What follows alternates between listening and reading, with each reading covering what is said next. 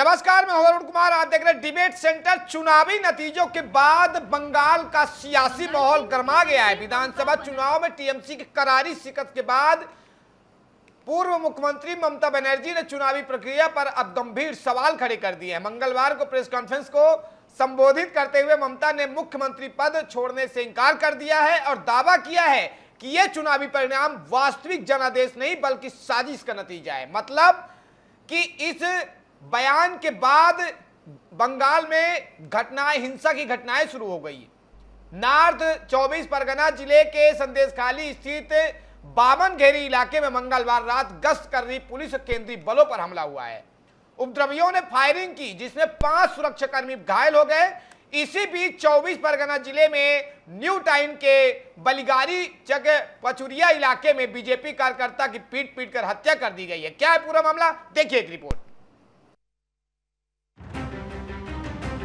बंगाल की मुख्यमंत्री ममता बनर्जी ने कहा है कि वे अपने पद से इस्तीफा नहीं देंगी। उनके इस बयान के बाद राजनीति गर्मा गई है। पश्चिम बंगाल की खड़गपुर सदर विधानसभा सीट से जीते बीजेपी के दिलीप घोष ने ममता बनर्जी के मुख्यमंत्री पद न छोड़ने पर तीखी प्रतिक्रिया दी है। उन्होंने कहा कि राजनीतिक पद केवल सीमित समय के लिए होता है, इसलिए ममता बनर्जी किसी भ्रम में न रहें। इधर चुनाव नतीजों के ऐलान के बाद से ही बंगाल में हिंसा का दौर जारी है। अलग अलग जिलों में नेताओं और पार्टी कार्यकर्ताओं पर हमले और घरों में तोड़फोड़ की खबरें लगातार आ रही हैं। इस उथल पुथल के बीच तृणमूल कांग्रेस पर मधु मंडल नाम के एक बीजेपी कार्यकर्ता को पीट कर मार डालने का आरोप लगा है। नॉर्थ 24 परगना जिले के संदेशखाली स्थित बामन घेर इलाके में मंगलवार रात गश्त कर रही पुलिस और केंद्रीय बलों पर हमला हुआ। उपद्रवियों ने फायरिंग की जिसमें 5 सुरक्षाकर्मी घायल हो गए। ममता बनर्जी ने मंगलवार को कहा कि मैं हारी नहीं हूं, इसलिए मैं राजभवन नहीं जाऊंगी, मैं इस्तीफा नहीं दूंगी। उन्होंने दावा किया कि उनकी पार्टी की 100 सीटें बीजेपी ने चुरा ली हैं। उनके अभूतपूर्व कदम की वजह से तकनीकी तौर पर उन्हें पद से हटाया जा सकता है। किसी भी राज्य में मुख्यमंत्री और उनका मंत्रिमंडल राज्यपाल की मर्जी से काम करता है। बंगाल विधानसभा का कार्यकाल 7 मई को खत्म हो रहा है। भवानीपुर सीट से हारने के बाद बनर्जी ने आरोप लगाया कि सरकार और चुनाव आयोग ने मिलकर यह जीत हासिल की है। आज इससे पहले असम के मुख्यमंत्री हेमंत बिस्वा शर्मा, जिन्होंने इस चुनाव में लगातार तीसरी बार जीत हासिल की है, उन्होंने कहा कि ममता बनर्जी को पद से हटा दिया जाना चाहिए। उन्होंने कहा कि अगर वे इस्तीफा नहीं देती हैं तो उन्हें पद से हटा दिया जाएगा। देश उनकी मनमर्जी से नहीं चलता। राज्यपाल कुछ समय तक इंतजार करेंगे और इसके बाद उन्हें पद से हटा दिया जाएगा। बात इतनी ही सीधी है। वहीं ममता बनर्जी के इस्तीफा न देने वाले और सड़क पर उतरने वाले बयान को लेकर बंगाल में बवाल जारी है। बंगाल को दंगा और आग के हवाले किया जा रहा है, जहां भाजपा नेताओं को पीटा गया है तो एक भाजपा नेता की हत्या कर दी गई है। सुरक्षा बल के जवानों पर भी जानलेवा हमला किया गया है। हालांकि चुनाव आयोग सख्त एक्शन लेते हुए अपराधियों पर कड़ी कार्रवाई के आदेश दिए हैं। सबसे बड़ा सवाल यह है कि आखिर हमारा लोकतंत्र किस तरफ जा रहा है? क्या देश ने लोकतंत्र नहीं बचा है? ये भी बड़ा सवाल है। चुनाव के बाद से ही राज्य के कई हिस्सों में हिंसा, तोड़फोड़ और राजनीतिक झड़पों की खबरें आ रही है। आरोप प्रत्यारोप के बीच आम जनता में डर और असमंजस का माहौल है। चुनाव आयोग ने भी सख्त रुख अपनाते हुए हिंसा में शामिल लोगों के खिलाफ कड़ी कार्रवाई के निर्देश दिए हैं।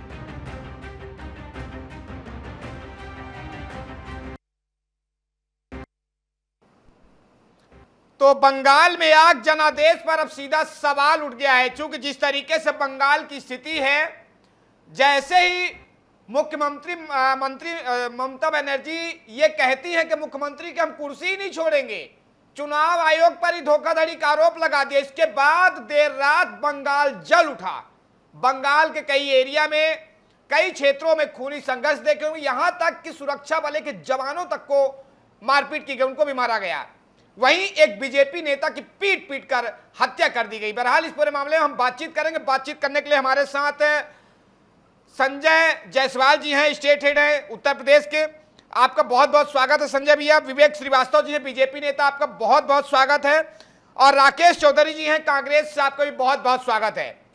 सबसे पहला सवाल मेरा यह है, चूंकि हम जब सत्ता पक्ष से सवाल पूछते हैं, लेकिन आज हम कांग्रेस से सवाल करेंगे क्योंकि टीएमसी यानी इंडिया गठबंधन में थी। तो सर एक सीधा सवाल मेरा आपसे है कि जब जनता अपना फैसला सुना चुकी हो तब कुर्सी की जीत और खून का खेल क्या लोकतंत्र की हार है? क्या बंगाल की सत्ता अब राजभवन और अदालत के गलियारों से तय होगी या सड़कों पर हो रहे तांडव से? सच क्या है आप बताएं। देखिए, जिस तरीके से चुनाव आयोग और जो है आपका पैरामिलिट्री फोर्स ने बीजेपी को चुनाव जिताया है, आप जान सकते हैं निष्पक्ष चुनाव बंगाल में ये नहीं हुआ है। और जिस तरीके से आप तमाम मीडिया बंधुओं के माध्यम से हम लोग देख रहे हैं, सोशल मीडिया के माध्यम से आप देखिए कि प्रत्याशियों तक को नहीं छोड़ा जा रहा है, प्रत्याशियों तक को जो है बीजेपी के कार्यकर्ता पीट रहे हैं। और जिस तरीके से अभी तो इनका मुख्यमंत्री बना भी नहीं है और ये हालात है, तो क्या आप देखिएगा कुछ दिनों बाद किस तरह से जो है नरसंहार ये लोग बीजेपी के कार्यकर्ता करेंगे। और इन्होंने चाहे दिल्ली का चुनाव हो, चाहे उत्तर प्रदेश का चुनाव हो, चाहे बंगाल का, तमाम इस तरीके की घटना पूर्व में भी कर चुके हैं और ये बंगाल में भी अब देखने को मिला है। बिल्कुल संजय जी, दिलीप घोष और हेमंत बिश्व शर्मा बर्खास्तगी की मांग कर रहे हैं। अगर ममता बनर्जी इस्तीफा नहीं देती है तो क्या केंद्र सरकार बंगाल में अनुच्छेद 356 यानी कि राष्ट्रपति शासन लगाने की ओर बढ़ रही है?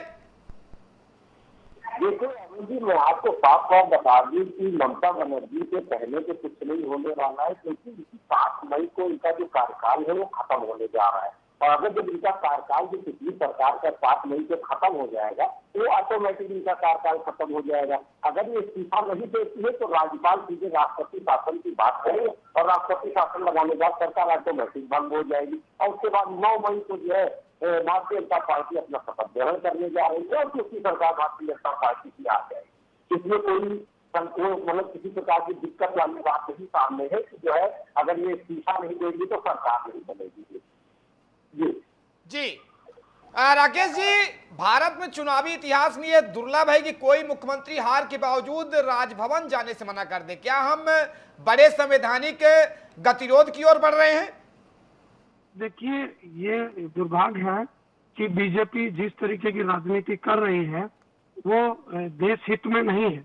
दूसरी चीज, जब दोनों सीटों पे पूर्व मुख्यमंत्री जी हार गए हैं दीदी जी, तो वो जब एक आम आदमी रह गई है तो वो क्यों जाएंगी गवर्नर हाउस? जो है खुद गवर्नर साहब को आना चाहिए जो इस्तीफा लेने के लिए। जो है हम तो ये कहते हैं एक आम आदमी हो गया ना, जैसे हम लोगों को वहां पर गवर्नर हाउस में एंट्री नहीं मिलती तो एक तो आम आदमी है ना, तो स्वयं आना चाहिए जो। और दीदी हारी नहीं, हराई गई है। आप देखिए जिस तरीके से मीडिया पे दिखाया जा रहा है कि 2 घंटे पूर्व लाइट काट दी गई और पूरा जो है चुनाव आयोग और पैरामिलिट्री फोर्स से लेकर तमाम सीआरपीएफ जितने भी हैं सब अधिकारी, उत्तर प्रदेश तक के अधिकारी वहां पर लगाए गए। तो ये तो मतलब तानाशाही है जो है। और ये मुझे नहीं लगता है दीदी बिल्कुल सही कर रही है। उनको इस्तीफा नहीं देना चाहिए और लड़ाई लड़नी चाहिए। जनता उनके साथ है और इंडिया गठबंधन का हिस्सा है तो कांग्रेस भी उनके साथ में भी है। राकेश जी, इंडिया गठबंधन का हिस्सा है, दीदी का सपोर्ट करिए, हम ये नहीं मना कर रहे कब सपोर्ट, लेकिन सच्चाई और कानून के तहत में देखिए ना कि अगर जनादेश वोट तो जनता डाली है ना, चुनाव आयोग तो वोट डालने नहीं आया था। बंगाल की जनता ने बीजेपी को चुनी है, क्योंकि बीजेपी जिस तरीके से बंगाल में लगातार हिंसा हो रही थी, बवाल हो रहा था, घुसपैठिए घुस रहे थे, तो जनता ने चुना है। तो दीदी कहां तक सही कर रही है? क्या देश के कानून से बढ़ के दीदी है? जी बिल्कुल सही कर रही है। ये तो बीजेपी ने किया है। आप देखिए जिस तरीके से बीजेपी कर रही है, तमाम वोटरों के नाम काट दिए गए, जो वोट देने का अधिकार ही नहीं छोड़ा। और आप देख सकते हैं कि पूरा प्रशासन वोट तक नहीं डालने दिए गए लोगों को जो है। तो जनता ने चुनाव तो दीदी को जिता दिया है, मगर चुनाव आयोग ने जो है पूरे तरीके से बीजेपी को जिता दिया है। जनता ने बीजेपी को नहीं जिताया है, चुनाव आयोग ने बीजेपी को जिताया है। बिल्कुल संजय भैया, अनुच्छेद 164 के तहत में राज्यपाल के पास यह अधिकार होता है कि मुख्यमंत्री को हटा सकता है।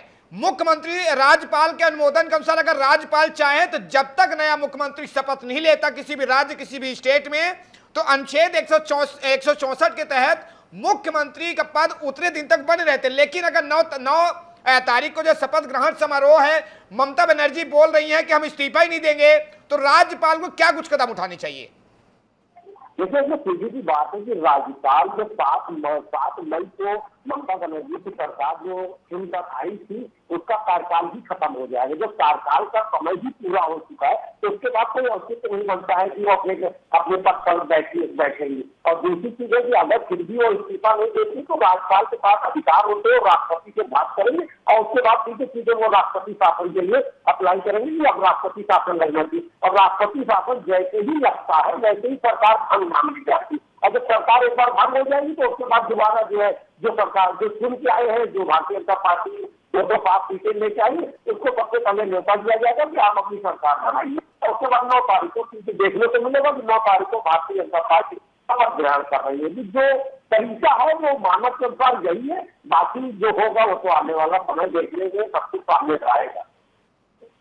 बिल्कुल राकेश जी, ममता बनर्जी भवानीपुर सीट से भी चुनाव हार चुकी हैं और पार्टी को भी बहुमत नहीं मिला है, फिर किस आधार पर मुख्यमंत्री पद न छोड़ने की जिद कर रही हैं? क्या ये लोकतंत्र का अपमान नहीं है? देखिए, हारी नहीं है, हराया गया। मैं फिर कह रहा हूँ ना कि हारी नहीं है। जनता बंगाल की दीदी के साथ है और पूरे बहुमत से उनको चुनाव जिताया है। मगर ये जो है बीजेपी की चाल और चुनाव आयोग ने इसको जो है चुनाव जिताया है बीजेपी को। तो मैं तो नहीं मानता हूँ कि दीदी चुनाव हारी है। अब बाकी राजनीतिक पार्टियां हैं, वो कह रही है कि चुनाव जीती है, तो ठीक है। मैं तो ये कहता हूँ दीदी जो भी कर रही है बिल्कुल सही कर रही है और कांग्रेस उनके साथ है, कंधे से कंधा मिला के खड़ी है। राकेश जी, 164 के तहत राज्यपाल के पास से अधिकार होता है मुख्यमंत्री को हटाने का, मुख्यमंत्री मंत्री उसमें सभी शामिल रहते हैं, लेकिन अनुच्छेद 356 के तहत राज्यपाल राष्ट्रपति शासन भी लगा सकते हैं, वहां पे राष्ट्रपति शासन लागू हो जाएगा। आप क्या चाहते हैं, बंगाल जलता रहे? जनता जो जनता वोट देकर सरकार चुन रही है, जो जनता अपनी खुशहाली का, अपने स्वास्थ्य शिक्षा रोजगार के सपने देख रही है, वो जलती रहे? देखिए, बंगाल जो है वो चुनाव आयोग की वजह से ऐसी स्थिति पैदा हो गई है और बाकी जनता वहां पर नहीं है। जो भी ये जिस तरीके की जो घटनाएं कर रहे हैं ये बीजेपी के कार्यकर्ता कर रहे हैं, क्योंकि जोश में है वो लोग। काफी वर्षों बाद बंगाल में सरकार बनाने जा रहे हैं, तो इस तरीके की वो घटना कर रहे हैं। उत्तर प्रदेश में भी तमाम घटनाएं उन लोगों ने की, दिल्ली में भी तमाम घटनाएं की, हरियाणा में भी की। तो जहां जहां की सरकार बनती है, चाहे गुजरात हो, वहां पे इस तरीके की जब चुनाव जीत जाती है बीजेपी, तो इस तरीके की आम बात है। ये घटनाएं बीजेपी अपने ये एक दहशत पैदा करती है, क्योंकि 2027 में उत्तर प्रदेश का चुनाव। जी, अगर बीजेपी दहशत पैदा करती है तो जब यही टीएमसी लगातार 15 साल से सरकार बन रहा था तो चुनाव आयोग उसमें नहीं, चुनाव आयोग पर ठीकरा फोड़ा गया कि नहीं चुनाव आयोग हैक कर लिया, जबरदस्ती है, ब्लैकमेलिंग, धोखाधड़ी है। लेकिन आज 15 साल बाद अगर हार जाती हैं तो पूरा ठीकरा चुनाव आयोग के ऊपर फोड़ना, देश हित में क्या मैसेज देना चाहते हैं आप लोग? देखिए, हम लोग देश के साथ है और इंडिया गठबंधन भी देश के साथ है, मगर हमारा कहना ये है, जैसे भी उत्तर प्रदेश की एक घटना है अभी चल रही है शाहजहांपुर जिले में, वहां पे वोट ही नहीं डालने दिए जा रहे हैं, प्रत्याशी के साथ घटना हो रही है। तो आप ऐसा नहीं है कि ये खाली बंगाल में उपचुनाव हो रहे हैं, चाहे जिला पंचायत के हो चाहे नगर पालिका के हो, जो भी चुनाव हो, इस तरीके की बीजेपी जहां जहां इनकी सत्ता है वो बल और धन के बल पे चुनाव जीत रही है। मगर उत्तर प्रदेश में 2027 में चुनाव है, बंगाल जैसी स्थिति कांग्रेस या इंडिया गठबंधन नहीं बनने देगा, ये काम नहीं होने देगा। और हमारे कार्यकर्ता हम लोग जो है ईंट का जवाब पत्थर से देने को तैयार है। ठीक है राकेश जी, आप लोग ईंट का जवाब पत्थर से दीजिएगा। हमारे साथ बीजेपी से विवेक जी, हम उनसे सीधे सवाल कर लेते हैं। विवेक जी, हमारी आवाज आप तक पहुंच रही है?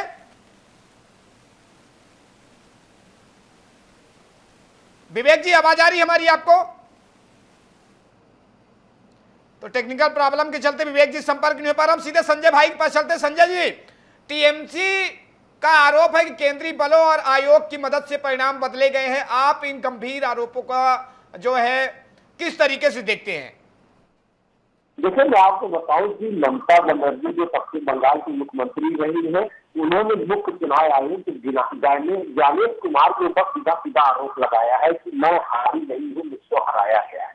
लेकिन बात कहने से पूरी नहीं होती है। जैसे आपको मैं याद दिलाऊं, जब आम आदमी पार्टी चंडीगढ़ में मेयर का चुनाव लड़ रही थी, उसको जो है वहां के अधिकारियों ने हराया था, तो उन्होंने बाकायदा अपने सबूत पेश किए थे और कोर्ट में जाकर उन्होंने अपना दावा पेश किया था।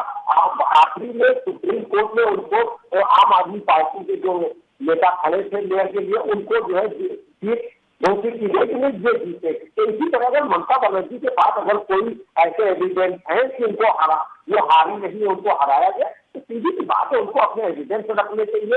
और एक जैसे बड़ी नेता है ममता बनर्जी, को देश की छोटी नेता नहीं है, बड़ी नेता है, केंद्र में भी रह चुकी है, केंद्र की सरकार में भी रह चुकी है और लगातार 15 साल से जो है बंगाल की मुख्यमंत्री रही है। तो अगर उनके पास कोई ऐसे एविडेंस है तो अपने एविडेंस को पेश करना चाहिए कि हमारे पास एक जांच की हुई है, तो अपने देश में कानून का सहारा लेना चाहिए। हाई कोर्ट जाए, सुप्रीम कोर्ट जाए, वहां पे अपनी बात को रखे। अगर गलत पाया जाता है तो स्वाभाविक सी बात है कि ममता बनर्जी के पक्ष में भी फैसला हो सकता है, लेकिन खाली कहने से कुछ नहीं होने वाला है। भारतीय जनता पार्टी का अब बंगाल हो चुका है, जो भी निर्णय आ चुके हैं, चुनाव घोषित हो चुका है, रिजल्ट घोषित हो चुके हैं, अब जो भी फैसला आ चुका है वो बंगाल जो है भारतीय जनता पार्टी का हो चुका है। तो अब ये सब बातें करने से कोई मतलब नहीं है।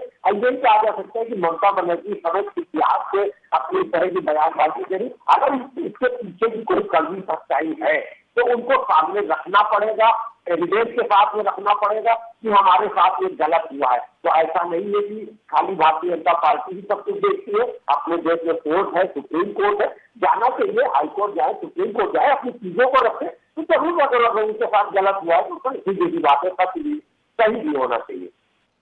बिल्कुल संजय जी, जहां तक मुझे जानकारी है या मैंने पढ़ा है तो तकनीकी रूप से राज्यपाल के पास अधिकार है। दूसरी बात, अधिकार अगर राज्यपाल अपने अधिकार को उपयोग नहीं करते, 7 मई को ऑलरेडी कार्यकाल खत्म होते ही ममता बनर्जी को हटाना अनिवार्य हो जाएगा। चूंकि अगर किसी भी स्टेट में चुनाव होता है और अगर कोई भी मंत्री हो या मुख्यमंत्री हो, अगर वो अपनी कुर्सी से नहीं हटता तो उसका जैसे ही 5 साल पूरा तो ऑटोमेटिक रिटायरमेंट माना जाता है, यानी कि मुख्यमंत्री नहीं रहता है, मंत्री नहीं रहता है। तो क्या चाहती है ममता बनर्जी या इंडिया गठबंधन, क्या चाहती है कि पुलिस जो है रिजर्व बल हाथ पकड़ के ऑफिस से बाहर निकाले? देखिए, हो सकता है जब उनकी सरकार का कार्यकाल खत्म हो जाएगा तो ऑटोमेटिक उनका मुख्यमंत्री पद समाप्त हो जाएगा। उसके बाद जो नई सरकार है वो आएगी। और बात करें कि चुनाव किस तरीके से हुआ है वो सभी लोगों ने देखा। माहौल दिख रहा था, जिस समय 92.4% की वोटिंग हुई थी बंगाल में, उसी समय समझ में आ गया था कि अब बंगाल में कुछ बड़ा होने वाला है। या तो ममता बनर्जी जो है झंडा गाड़ने जा रही है और या तो भारतीय जनता पार्टी की लहर बन चुकी है। अब वहां पे 92.4% का जो वोट हुआ उसमें जो माहौल देखने को मिला और भारतीय जनता पार्टी के पक्ष में देखने को मिला है और भारतीय जनता पार्टी ने वहां पे बंगाल में जीत हासिल की है पूरी तरीके से। अब कायदे से देखा जाए तो ममता बनर्जी को जाना चाहिए और इस्तीफा देना चाहिए। अब अगर इस्तीफा नहीं देती है तो फिर वही होगा कि जो चीज प्यार से हो सकती है नहीं हो सकती तो जबरदस्ती की जाएगी।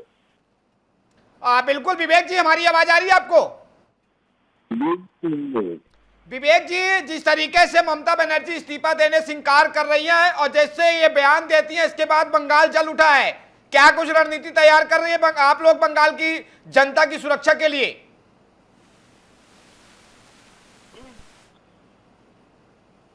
हेलो जी जी विवेक जी। हाँ बता। विवेक जी, हमारा सवाल ये है कि आपने बहुमत तो हासिल कर लिया है, लेकिन वहां की मुख्यमंत्री है ममता बनर्जी, वो तो इस्तीफा देने से इंकार कर रही हैं, वो तो धोखाधड़ी का आरोप लगा रही हैं। तो अब आगे की आप रणनीति क्या तैयार करें, क्योंकि जैसे ये बयान आता है बंगाल जल उठा है, लोगों की मौतें हो रही है, पुलिस बल पर हमला किया जा रहा है। देखिए, जिस तरह से पश्चिम बंगाल को उन्होंने राजनीतिक अराजकता में झोंक रखा था और वहां का चुनाव हिंसा के लिए और कत्ल गारत के लिए जाना जाता था जी। उनको दुख इस बात का कि इस बार उनका छापा वोट नहीं चला, क्लब की संस्कृति नहीं चली और उनके तुष्टिकरण का कार्ड नहीं चला। जी चुनाव आयोग ने केंद्रीय बलों की मदद से निष्पक्ष चुनाव कराया। उनकी तमाम सीटें 25,000 के ज्यादा अंतर से हारे हुई हैं। सत्यता यह है कि वो अपनी हार पचा नहीं पा रही। जैसा कि उनका राजनीतिक चरित्र है, जी वो हर बार इस तरह का थोड़ा बहुत नाटक नौटंकी करती हैं, फिर धीरे धीरे रास्ता पकड़ लेती है। जी बाकी कोई संवैधानिक समस्या नहीं है। मेरी आवाज आ रही है? जी जी बिल्कुल बिल्कुल, बोले विवेक जी, बोले आप। कोई संवैधानिक समस्या नहीं है। संविधान बनाने वालों ने हर चीज की व्यवस्था संविधान में लिख रखी है। जी सदन का कार्यकाल, जहां तक मेरी जानकारी है, कल या परसों समाप्त हो जाएगा। जी नए सदन की सूची सौंपेंगे और राज्यपाल को अधिकार है नया सदन बुलाने का। तो ये इस्तीफा दें ना दें, इससे कोई संवैधानिक प्रभाव नहीं पड़ने वाला है। अगर इस्तीफा देते तो हो सकता है महामहिम उनसे कहते कि भाई ठीक है, नए मुख्यमंत्री के शपथ ग्रहण तक आप कार्यवाहक जी मुख्यमंत्री का दायित्व निभाती रहिए। जी इस दौरान उन्हें कम से कम सचिवालय जाने की अनुमति मिल जाती। लेकिन जिस तरह से उनके लोगों ने भ्रष्टाचार किया, सचिवालय केंद्रीय बलों के सुरक्षा में आ चुका है, जी तो मुझको लगता है कि उनको लगा कि हमको यहाँ से फाइल चलाने की स्थिति भी नहीं है। जैसे आईपैड से वो फाइल लेके भाग आई थी, अब ये स्थिति भी नहीं उनकी रह गई है, इसलिए इस तरह का को भूलने वाली नौटंकी कर रही है। जी इससे कुछ होना जाना नहीं है। जी जी बिल्कुल राकेश जी, अगर आप लोग जो हमारे देश का कानून है 164 संविधान और 100 माफ करिए 356 पे अगर आप बात नहीं भी मानते हैं, आप लोग इस्तीफा नहीं भी देते हैं, तो 7 मई को हमारे देश के कानून के हिसाब से मुख्यमंत्री का कार्यकाल समाप्त हो जाता है। आगे आप लोग क्या रणनीति तय करें? क्या ऐसे बंगाल में मारपीट हिंसा होती रहेगी या कानूनी रास्ता कोई अपनाएंगे? क्या संभव है? देखिए, इसमें जो भी हमारे वरिष्ठ नेता हैं वो संपर्क में है दीदी के, और जो भी निर्णय लेना होगा वो लेंगे और तय हो जाएगा 7 तारीख के बाद क्या करना क्या नहीं करना। मगर जिस तरीके से बीजेपी चुनाव आयोग के दम पर चुनाव जीत रही है, ये लोकतंत्र के लिए ठीक नहीं है। इस समय बात होनी चाहिए, लोगों को, प्रवासियों को इतनी दिक्कत हो रही है कि गैस सिलेंडर नहीं मिल रहे, लोग अपना सब काम छोड़ के गांव चले गए हैं। इस पे बीजेपी बात नहीं कर रही है, मगर बात कर रही है हर समय चुनाव की। जो है चुनाव 2027 में उत्तर प्रदेश के लड़ने हैं या तमाम हरियाणा में फिर लड़ने हैं, तो इस महंगाई पे कोई बात नहीं कर रहा है। और रही बात जहां तक है, अब जो भी हमारे वरिष्ठ जो भी अधिकारी है, पदाधिकारी है, वो निर्णय लेंगे। और बहन जी के साथ कांग्रेस खड़ी है और हर तरीके से खड़ी है। राकेश जी, केरल में आपकी कांग्रेस की सरकार बनी तो क्या वहां पे हैकिंग, मतलब जहां आप लोग हारे वहां ठीक रहा, चुनाव आयोग को फोड़ दो, और जहां आप लोग जीत रहे वहां सब सही है? तो ये तो दूध दही सब सही वाला काम बात बता रहे हैं आप। देखिए, आप समझिए, बंगाल का चुनाव बीजेपी के लिए बहुत महत्वपूर्ण था। अभी ये क्या करेंगे, जैसे आम आदमी पार्टी में सेंध लगा दी बीजेपी ने, उनके 6 या 7 सांसद तोड़ लिए, इसी तरीके से अब बीजेपी आपका बंगाल के भी जो सांसद है उन पे निगाहे हैं इनके। तो इनको ये दिख रहा है, इनके लिए केरल या तमिलनाडु, ये इन प्रदेशों के लिए बीजेपी बहुत महत्वपूर्ण नहीं थी। अब तो इनको मालूम है कि हम वहां है नहीं, तो वहां पे हम नहीं, मगर बंगाल के लिए इन लोगों को टारगेट था कि बंगाल में किस तरीके से जो सांसद हैं वो बीजेपी में तोड़ के लाने हैं। राकेश जी, सांसद तोड़ने की बात कर रहे हैं, यही आम आदमी पार्टी और रही कांग्रेस के जितने नेता ना, जहां जहां प्रचार किया है ना, वहां एकदम सुपड़ा साफ हो गया कांग्रेस का। बहरहाल ठीक, हम इसका जवाब संजय जी से बात कर लेते हैं। संजय जी का जो संदेश खाली में पुलिस और केंद्रीय बलों पर लगातार फायरिंग हो रही है, बीजेपी कार्यकर्ताओं की हत्या हो रही है, आप पत्रकारिता क्षेत्र में कई दशक की कानूनी चुनौतियां सरकारों को बनते बिगड़ते देखा है, क्या कुछ यहाँ पे करना चाहिए ताकि बंगाल की जनता की सुरक्षा पुख्ता हो सके? देखिए, मैं आपको बता दूं अरुण जी कि टीएमसी का जो कार्यकर्ता है वो हमेशा से उग्र माना गया है, क्योंकि वहां से जो ममता बनर्जी की जिस हिसाब से राजनीति होती है, तो अगर ममता बनर्जी के केंद्र सरकार से जब भी कोई बात होगी तो बंगाल में हमेशा जो है दंगा टाइप का देखने को मिलता है। जैसे कोई बवाल हो गया तो बड़ा दंगा नहीं, तो छोटा टाइप का ही होता है कि जो है मारपीट हो गई, नहीं आप लोग मर गए। तो उस हिसाब से इस समय तो ममता बनर्जी ने जब से बयान दे दिया कि हम इस्तीफा नहीं देंगे, तब से टीएमसी के कार्यकर्ता कुछ ज्यादा ही विरुद्ध दिखाई दे रहे हैं। अभी देखिए भारतीय जनता पार्टी के कार्यकर्ता की हत्या हो गई है, तो इस तरीके अभी देखिए कांग्रेस ने राहुल गांधी ने भी बयान दिया था, जब चुनाव था तो 23 उन्होंने भी बयान दिया था कि जो कांग्रेस के कार्यकर्ता की हत्या हो गई। तो जहाँ देखा जाता है कि जो ये कार्यकर्ता है टीएमसी के, कहीं न कहीं उग्र रहते हैं, इनका एक स्वभाव है, एक नेचर होता है। अगर कहा जाता है कि जिस पार्टी का जो स्वभाव होता है, अगर वो स्वभाव ही खत्म हो जाए तो पार्टी खत्म हो जाती है। तो ये चीज ममता बनर्जी ने न कभी खत्म होने दिया था और न खत्म हो पाई है।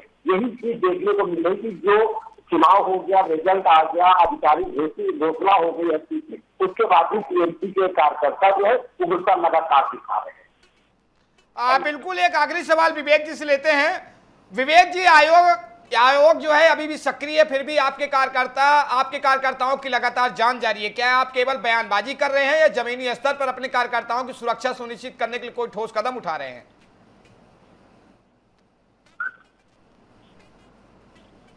विवेक जी, हमारी आवाज आप तक पहुंच रही है? जी आ रही है अरुण जी, आ रही है। अभी सब कुछ वहां चुनाव आयोग के हाथ में है, अभी हमारे हाथ में वहां कुछ नहीं है। केंद्रीय बल चुनाव आयोग के दिशा निर्देश पे लगे हैं, लेकिन चूंकि इस तरह के आपराधिक कृत्यों को दर्ज करने का काम वहां के पुलिस प्रशासन का है।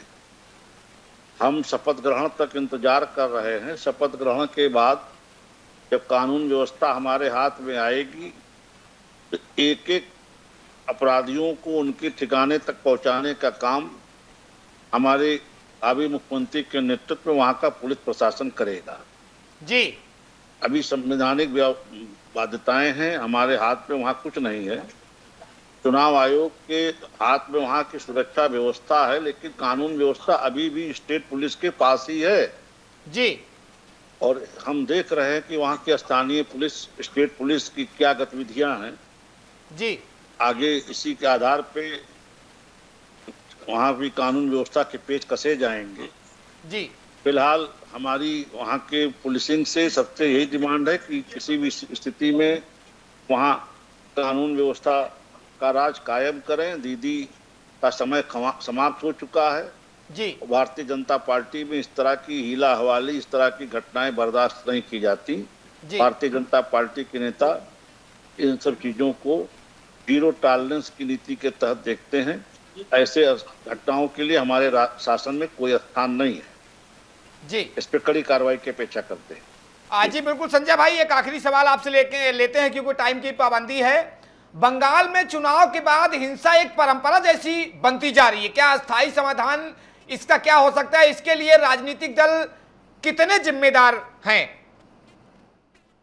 देखिए, मैंने अभी आपको पहले भी बताया कि हर पार्टी का एक नेचर होता है, अपना स्वभाव होता है, वो अपने स्वभाव से काम करती है। अब जो है ममता बनर्जी की टीएमसी का कार्यकाल समाप्त हो चुका है, तो एक युग समाप्त हो चुका है। तीन बार लगातार वो मुख्यमंत्री रही है। अब माहौल बदल चुका है, अब भारतीय जनता पार्टी आ चुकी है। अब देखना होगा कि जिस हिसाब से भी भारतीय जनता पार्टी के नेता जी ने बताया कि अब जो व्यवस्थाएं हैं वो सुधरेगी।